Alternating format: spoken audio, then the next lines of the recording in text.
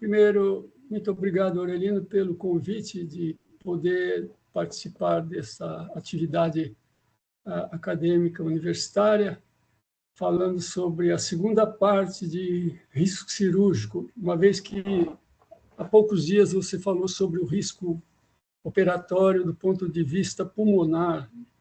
E hoje nós vamos falar um pouco sobre o risco operatório sob o ponto de vista cardíaco, cardiovascular.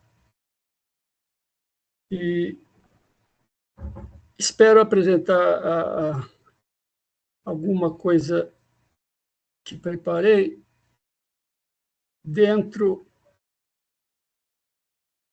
Bom, o objetivo de se estabelecer um score de risco cirúrgico é porque nós que operamos precisamos ter estimativas de complicações, morbidade, mortalidade dos pacientes que operamos. E define-se como risco cirúrgico as complicações e morbidade que ocorrem até o 30º dia pós-operatório. É bom lembrar que os eventos cardiovasculares são os que mais contribuem para a mortalidade perioperatória durante as cirurgias não cardíacas, porque o tema hoje não é para falar sobre complicações de cirurgia cardíacas, complicações de cirurgias de grande porte, cirurgias de alto risco, cirurgias torácicas. Os scores de risco são calculados por pontos que são somados à medida que acumulam-se fatores de riscos. Então, os scores de risco perioperatório, eles são feitos pela soma de fatores de riscos que o paciente apresenta e o tipo de cirurgia. O primeiro score de risco cardiovascular que foi lançado é o de Goldman, nos anos 70, que previa a probabilidade de complicações cardíacas, óbitos, e utilizava 9 variáveis de risco, que cada variável recebia uma pontuação, e a somatória dessas variáveis definia 4 classes de risco. Posteriormente, Destky, em 1986, ampliou o score de Goldman para 13 variáveis, isso é, incluiu risco de infarto prévio e infarto além de 6 meses também. Incluiu também a presença de insuficiência coronariana, angina, e, com isso, o score de Destky substituiu o de Goldman. E, nos anos 90, o score de Lee, que é um índice de risco cardíaco, mais ou menos o padrão de Goldman e Destky, entretanto, simplificou a maneira de cálculo dos fatores de risco. Reduziu essas variáveis para 6 variáveis e atribuiu, diferentemente dos outros que punham pontos 4, 5, 10 pontos, 11 pontos para um fator de risco, o score de Lee atribuiu para cada fator 1 ponto apenas. Na Europa, os franceses lançaram o Thorax Score em 2007, foi adotado pela Sociedade Britânica de Cirurgia Torácica. No Brasil, a Sociedade Brasileira de Cardiologia utiliza o estudo multicêntrico de avaliação perioperatória, de modo que existem várias ferramentas, até o presente, para se estabelecer risco cardiovascular em cirurgia. Como eu disse, o score de Goldman foi o pioneiro multifatorial. Ele englobava a avaliação clínica do doente, incluía um eletrocardiograma com presença de extrasístoles ventriculares, pontuava esses riscos e estratificava as cirurgias como classe 1 de risco até classe 4 de risco, o ato operatório. Esse score de Goldman ainda é utilizado em certos serviços, inclusive tem recomendação dele no livro nosso de cirurgia torácica geral, propondo que se possa usar até o índice de risco cardíaco de Goldman, de classe 1 a 4. Vejam que, nessa época em que foi lançado, não existia ainda ecocardiograma, então era baseado em terceira bulha, estase jugular para diagnóstico de insuficiência cardíaca.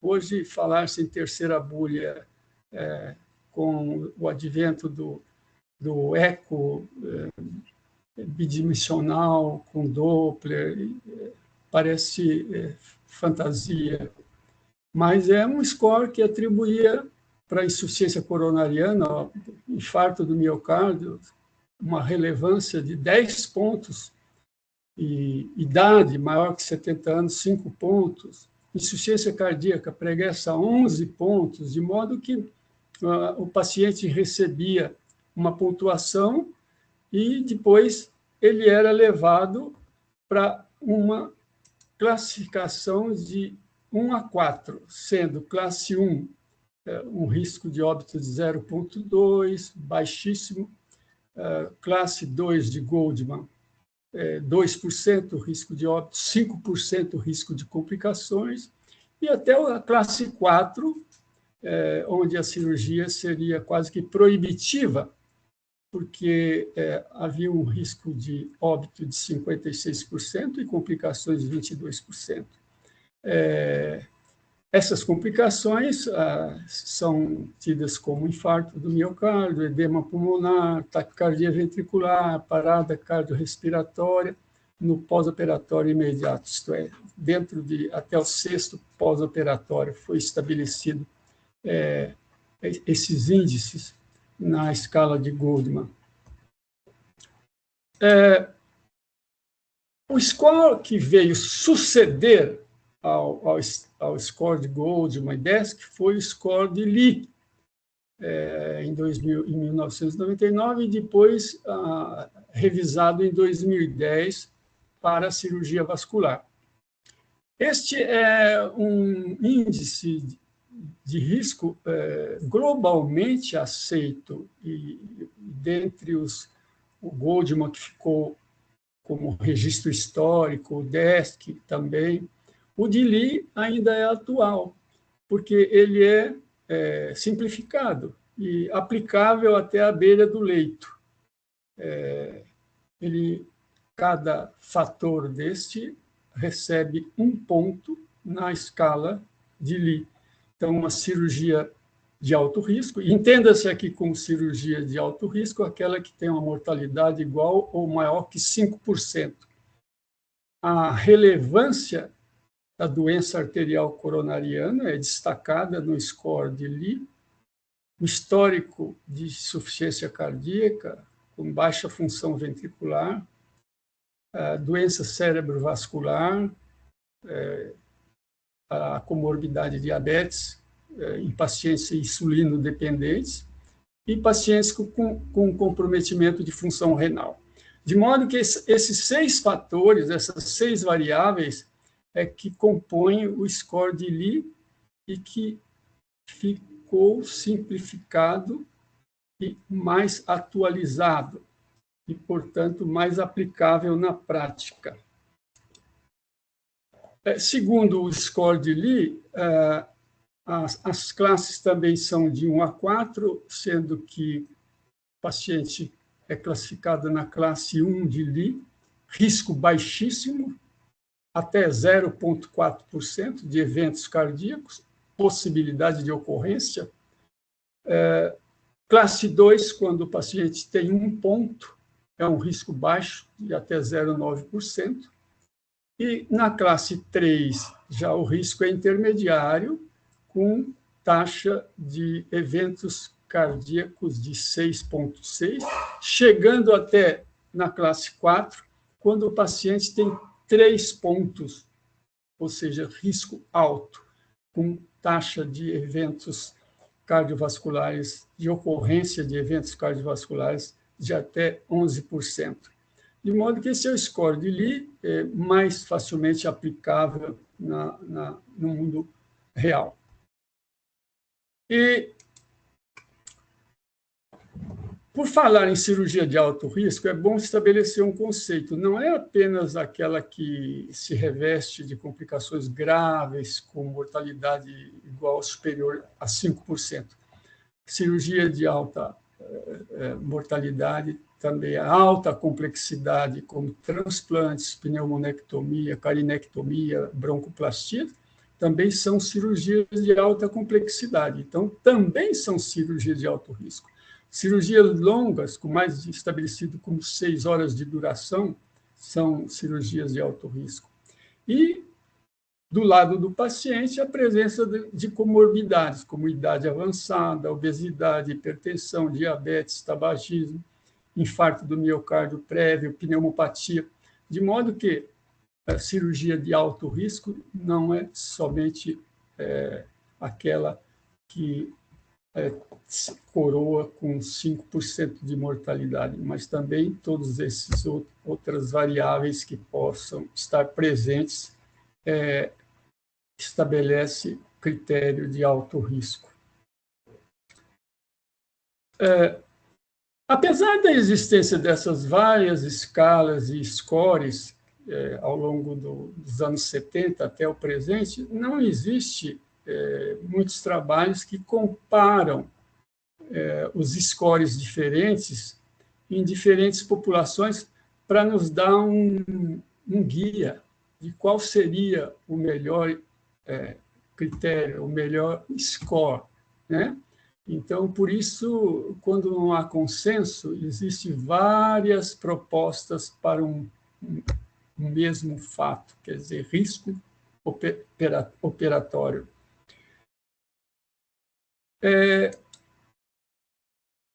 Entretanto, existe um consenso de que, quando o risco é baixo, não há muito o que discutir. O paciente é operado, vai para a operação. O problema é quando nós temos risco intermediário ou alto risco. Esses são os momentos em que nós temos que parar e recorrer, diante de um risco intermediário, a testes não invasivos.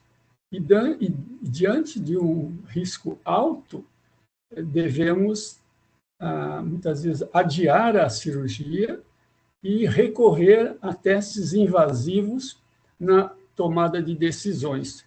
Esse é um dos pontos em que eu acho muito relevante na prática cirúrgica, porque se nós somente ficarmos com avaliação de risco no critério da ASA, da risco anestésico da Sociedade Americana de Anestesiologia, e não nos atermos a risco cardiovascular, nós que operamos é que somos chamados, muitas vezes, a prestar contas sobre o sucesso da cirurgia. Não é o anestesista, não é o clínico, e não é o eletrocardiografista, e tampouco o ecocardiografista, é o cirurgião ou a equipe cirúrgica. Então, nesses momentos de risco intermediário, é bom execução dos testes não invasivos e, em alto risco, nós recorrermos aos testes invasivos. É o que veremos a seguir. A arritmia cardíaca. A arritmia cardíaca é um sinal de alerta para a cirurgia, porque nós podemos ter complicações muito grandes. Veja esse caso aqui, paciente com extrassistolia ventricular bigeminada. Este é um sinal de que esse paciente precisa ser melhor estudado. Nós estamos falando em cirurgia eletiva, não estamos falando em emergência. Ele precisa ser estudado não apenas ser levado à cirurgia com um eletrocardiograma. Uma vez recorrido a um Holter de 24 horas, um eletrocardiograma dinâmico, nós observamos, olha, que esse paciente tem paradas sinusais longas de até 2,3 segundos. Então, quem vê esse Holter arrepia, porque é um paciente que, submetido a drogas beta-bloqueadores, ele poderá ter um bloqueio atrioventricular e óbito perioperatório. Então, daí a necessidade do Holter. E vejam que o Holter demonstrou que existe frequência até de 37 batimentos por minuto, e alternando com períodos de taquicardia, com frequência média de 63 batimentos. Então, esse é um caso que o Holter é um método não invasivo, um teste que pode ser aplicado para estimativa de risco cirúrgico. E diante de um paciente com pneumopatia, por esse caso aqui, o coração como que descola do diafragma, porque o paciente é hiperinsuflado. Vejam vocês, a cúpula frênica retificada, decorrência de pulmão hiperinsuflado. A reconstrução 3D, a tomografia com reconstrução tridimensional, é um exame muito bom para avaliarmos hiperinsuflação pulmonar, posição do diafragma, hipertensão pulmonar, provável caso de insucesso após ressecções pulmonares, como lobectomia, pneumonectomia. O ecocardiograma, nesse caso anterior, ele mostrou hipertrofia do ventrículo esquerdo, insuficiência aórtica de grau discreto, estenose aórtica de grau discreto, tudo discreto. O que é importante ver aqui é a pressão sistólica da artéria pulmonar, estimada no ecocardiograma em 26 milímetros de mercúrio. Isso nos dá certa tranquilidade para poder levar essa paciente à cirurgia pulmonar, porque não é uma hipertensão pulmonar proibitiva que pode levar a complicações pós-operatórias mais sérias. Essa paciente é um caso não muito antigo, em que foi estimado um score de 6,6% de risco de óbito.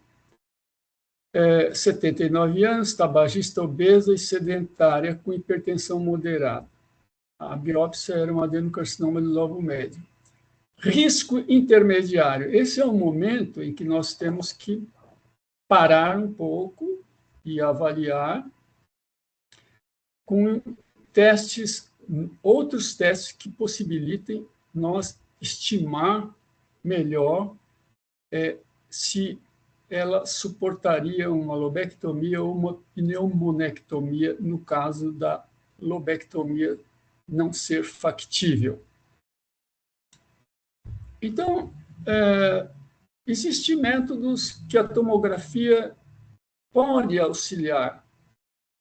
Se nós observarmos o diâmetro da aorta aqui e compararmos com o diâmetro do tronco da pulmonar, os dois se equivalem, são mais ou menos próximos. Ora, o diâmetro da pulmonar geralmente é menor que o diâmetro da aorta, mas aqui está empatando o diâmetro das duas. É um método grosseiro, mas é um sinal de alerta para quem vai operar esse caso, para ver se essa paciente tem hipertensão pulmonar, porque às vezes uma lobectomia pode virar pneumonectomia, ou uma segmentectomia virar bilobectomia. Então, recorremos ao eco também.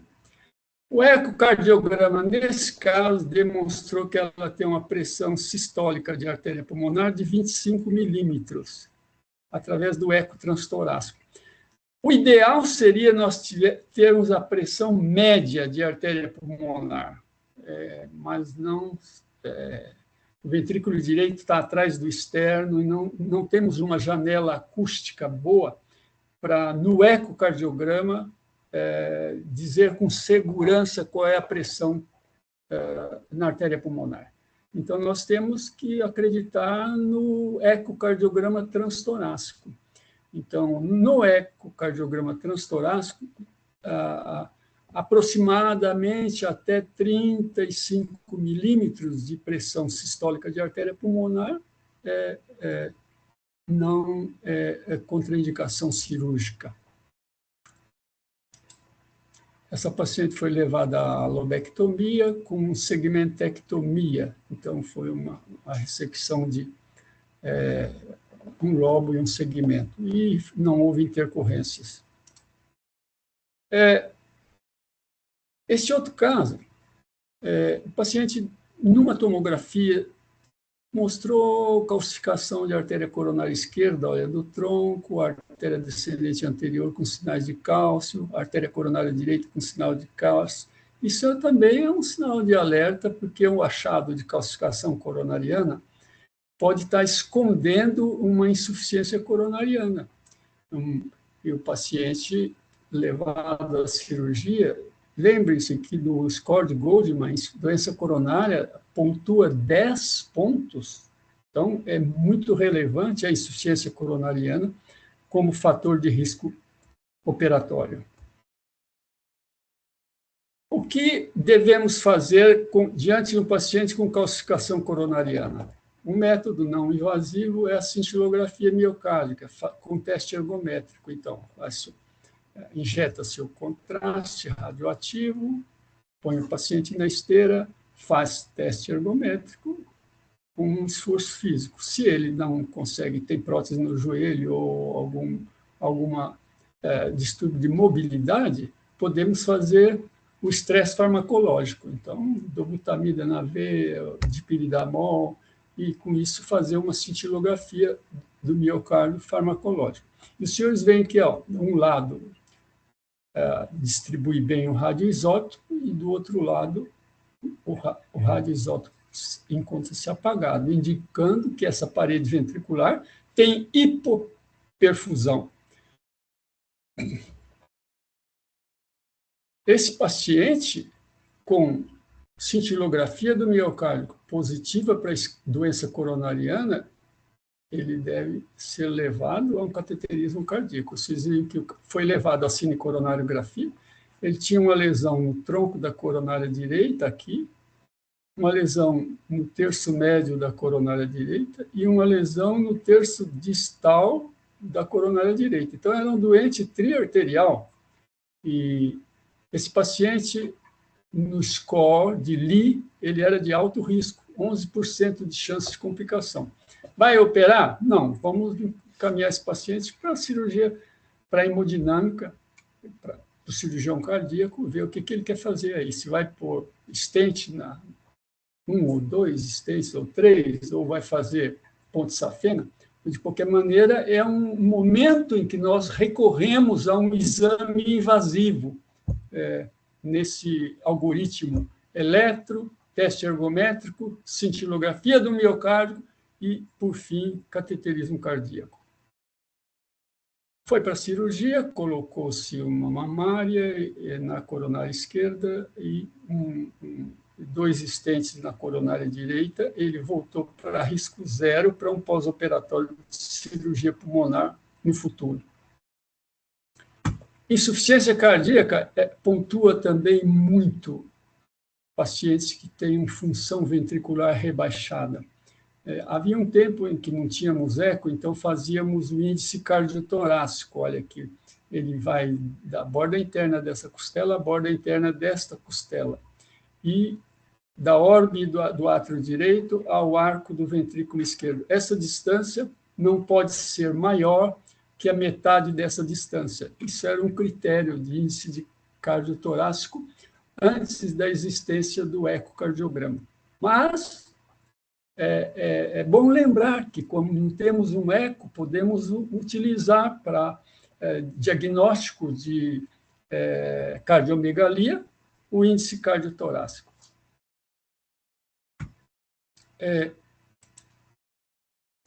A tomografia é um exame também que ajuda a tomada de decisões. Vejo que o átrio, o eixo do átrio, o eixo perpendicular e o eixo transverso, não pode encostar a parede do átrio na coluna. E vejo que aqui está encostado na coluna o átrio esquerdo. E o diâmetro transverso do átrio esquerdo está com 55 milímetros. Então, é um átrio esquerdo dilatado. Então, a tomografia corroborou aquilo que nós vimos no raio-x, no índice cardiotorácico. Então, vamos fazer, depois da tomografia, o quê? Ecocardiograma. Então, esse demonstrou uma fração de ejeção de 45%, quando o valor normal é acima de 58%. Um átrio esquerdo de 55%, mas não tinha hipertensão pulmonar. A pressão sistólica de artéria pulmonar está em 37, discretamente elevada. De qualquer maneira, é um paciente de alto risco para a cirurgia pulmonar, para cirurgia com função ventricular rebaixada, dilatação de átrio esquerdo. É paciente que pode ter no pós-operatório edema agudo de pulmão, fibrilação atrial por distensão de átrio e distensão de ventrículo direito. Então, eletrosugestivo, raio-x sugestivo de dilatação, tomografia computadorizada demonstrando aumento de átrio esquerdo, ecocardiograma medindo fração de ejeção e diâmetro de átrio esquerdo, com isso conseguimos construir o score de risco desse paciente sem dificuldades. E lembrar que a doença cerebrovascular é um outro fator de risco muito relevante. Olha, paciente com passado de doença isquêmica no hemisfério cerebral esquerdo, sequelado, também é um paciente que nós precisamos pôr o pé no freio e considerar os scores de Lee, ou Thorax Score, ou EMAPTO, da Sociedade Brasileira de Cardiologia, enfim, qualquer score que nos dê sinais de alerta para o alto risco do paciente. Para concluir a minha apresentação, gostaria de citar o Thorax Score, que é um score de risco que prevê mortalidade hospitalar na Europa. A Sociedade Britânica de Cirurgia Torácica utiliza, e ele é específico para cirurgia de pulmão, pleura, mediastino, estima mortalidade hospitalar, validado internacionalmente. Por que chama a atenção desse score? Porque ele permite auditorar a qualidade dos serviços de cirurgia torácica. Isso é muito interessante, porque os scores que nós temos aqui apresentado a vocês, eles avaliam o doente com as suas comorbidades, né? Avaliam exames pré-operatórios, mas não permite avaliar a qualidade dos serviços de cirurgia torácica pelos índices de mortalidade hospitalar. Isso é importante. Assim como também os nossos scores não avaliam se a equipe cirúrgica está com a curva de aprendizado training, ou development, ou current, que seriam as 3 curvas de aprendizado do cirurgião. Então, nós falamos da doença, falamos do doente, mas do terceiro elemento, que é a expertise da equipe cirúrgica, ela não é computada nos scores de risco. Muito obrigado, era isso que eu tinha a apresentar. Estou à disposição para as perguntas. Excelente, doutor Olavo. Assim, uma uma didática e uma elegância na apresentação excelentes. Fiquei muito feliz com a sua aula, aprendi muito hoje. Eu queria fazer algumas colocações aqui, não sei se o grupo tem, mas depois eu abro para pergunta de todo mundo, mas eu vou começar aqui para quebrar o gelo, já te perguntando algumas coisas, porque é muito comum a gente encontrar esses riscos, né, nos pacientes que a gente avalia para câncer de pulmão, por exemplo, né? São pacientes geralmente que têm alguma idade, né, acima dos 50 anos, 60 anos, 70 anos, já tem algum grau já tem o tabagismo, né? Tem comorbidades, né? Então a gente acaba vendo com muita frequência, né, esses achados que você mostrou muito bem, né? Agora, eu achei interessante que o Goldman, ele colocava essa faixa etária, né, 70 anos. E depois o Lee já abandona isso, né? Ele já não inclui mais a idade, né? Que, por exemplo, eu me lembrei aqui de um artigo que eu li há algum tempo atrás sobre avaliação de cirurgias para ressecções pancreáticas, né? Grandes em pacientes octogenários, né? E que tinha sucesso também, né, com pacientes acima dos 80 anos. Então, estendendo esse limite de idade que antes a gente considerava 70 anos, né, agora esticando. Hoje mesmo a gente atendeu uma senhora no ambulatório que tinha 76 anos, 77 anos, ela falando, eu tô muito velha para ser operada. Falei, isso não é mais parâmetro, né? Não entra mais como parâmetro. Como que a gente entende, então, o risco na perspectiva atual, né? Já que a gente não coloca mais a idade, a gente tem as doenças degenerativas, né? Que o Lee pontua bastante, né? Aí a arteriosclerose como carro-chefe, né? Porque fala aí das lesões é, coronarianas, o AVC, né? O diabetes insulino dependente, né? O histórico de ICC, né? Que às vezes é miocardioesclerose ali, né? E o alto risco cirúrgico, né? O que o senhor entende aí como... O senhor já falou algumas coisas a respeito do alto risco cirúrgico, né? Mas, assim, as modificações técnicas vão mudando também isso ao longo do tempo. Por exemplo, a idade a gente já não considera mais. E a técnica também vai modificando. Por exemplo, a gente fazer a lobectomia aberta era 5% de mortalidade. Agora a gente faz lobectomia por vídeo, né? Com redução de complicações, né? Como que o senhor tem visto isso? O fator idade, hoje, ele já vem sendo estudado mais fragmentado, né? Abaixo dos 60, dos 60 aos 70, dos 70 aos 80. Então, já, já o score de Lee vascular de 2010, ele já estratifica a idade em três tercis. Não é nem quartil, não é tercis, de 60, 70, 70, abaixo de 60, 60, 70, 70, 80. Porque o parâmetro idade ele vem perdendo relevância às custas de vários outros fatores de controle de risco. As drogas utilizadas para função ventricular, dapagliflozina, Entresto, Forxiga, beta-bloqueadores novos, bisoprolol, carvedilol, e essas drogas todas têm melhorado muito o padrão cardiovascular dos pacientes idosos e a própria longevidade, né, Aurelino?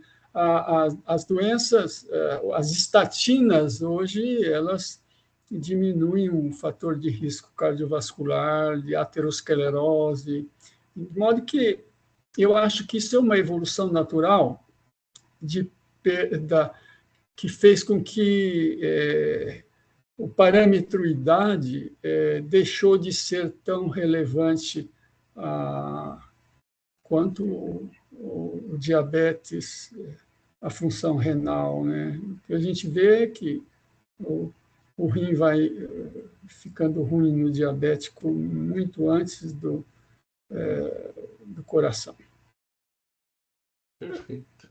Acho que é Vou isso. abrir para perguntas aí do grupo, se alguém quer fazer alguma pergunta para o doutor Olavo.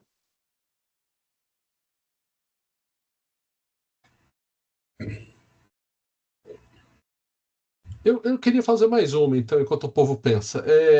O senhor falou da valvopatia, da hipertensão pulmonar, na verdade, né? Sim. Que é causado pela... A gente sabe que tem um certo grau de insuficiência tricúspide ali, né? Mas que outra valvopatia a gente deve levar em consideração se a gente faz o eco, encontra essa valvopatia, por exemplo, uma estenose mitral ou uma estenose aórtica? O que é mais importante aí a gente prestar atenção também? Essa é uma boa pergunta. Hoje, não tem sombra de dúvida que, no passado e hoje, a estenose aórtica o paciente com estenose aórtica é um paciente ruim para pós-operatório, porque a estenose aórtica, ela determina a isquemia coronariana, porque na estenose aórtica, o seio de Valsalva, devido ao estreitamento da válvula, ele não perfunde bem a coronária, porque existe a estenose aórtica valvar, ela compromete o enchimento miocárdico. Então, por isso que paciente com estenose aórtica tem morte súbita, por isso que o paciente com estenose aórtica ele é um paciente que tem crises de angina, precordialgia, é uma das valvopatias mais temerosas. Bom, isso por conta da insuficiência coronariana que surge com a estenose aórtica, por esse mecanismo que eu disse de enchimento coronário. Outro doente ruim para a cirurgia torácica ou cirurgia de grande porte é o paciente com valvopatia mitral, porque o paciente com valvopatia mitral, ele vive com o pulmão congesto, né? Ele tem o refluxo mitral, acaba dilatando o átrio esquerdo e ele tem o pulmão encharcado. Então, é um paciente que desenvolve edema agudo de pulmão pós-operatório. Então, é bom num ecocardiograma ver a válvula aórtica, como é que está o anel aórtico, se está acima de 1,2 centímetros, ou 12 milímetros, ou abaixo de 12 milímetros. Se classifica a estenose aórtica abaixo de 10 milímetros, como severa, de 10 a 12, tem uma classificação. Então, o diâmetro, é importante olhar a válvula aórtica no eco, é importante ver o anel da mitral, se ele é calcificado, se ele é dilatado. Mas o mais relevante das valvopatias é a estenose aórtica, depois a mitral. O refluxo tricuspídeo não é muito importante, porque você vê, toda vez que você põe um marca-passo num doente, você cria uma insuficiência tricúspide, porque o eletrodo fica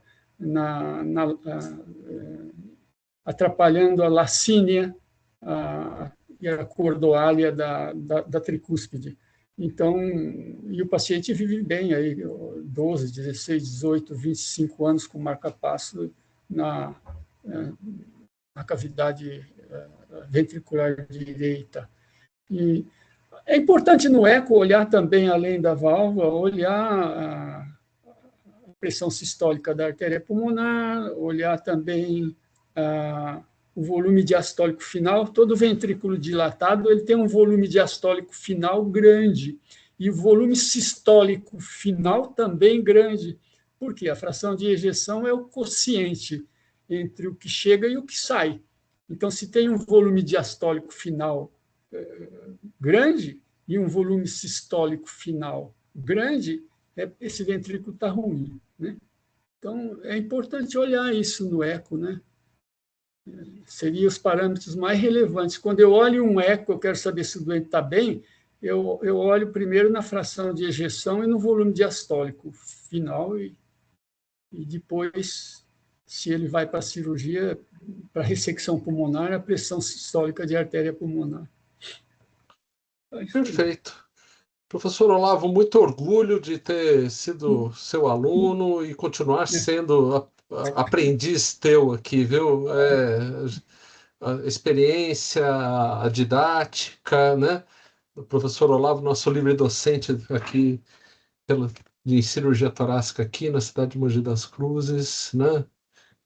Com muito orgulho que nós temos aqui a referência dele aqui para o nosso serviço. Obrigado de novo, doutor Olavo, pela aula. Olha, eu que agradeço.